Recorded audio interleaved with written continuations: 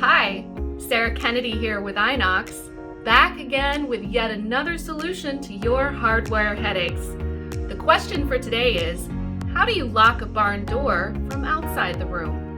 INOX led the field with the creation of patented BD4000 and BD1000 jam-installed and surface-mounted barn door locks that added a beautiful touch of privacy to barn doors.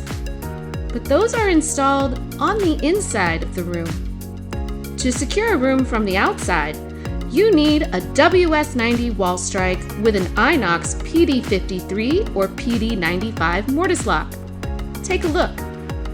This surface-mounted wall strike is easily installed, and its unique interlocking feature means no visible screws when the door is locked, ensuring a tamper-proof strike and bolt. The WS90's stainless steel construction provides maximum strength and security. A shim is included that provides extra spacing, if needed, between the strike and the wall. Extra security, extra value. That's what you've come to expect from INOX. The INOX WS90 surface-mounted wall strike is available in two beautiful finishes, satin stainless steel or graphite black. It's perfect for hospitality, multifamily, mixed-use, office, and commercial buildings that need both an effective and aesthetic solution for locking, sliding, and barn doors.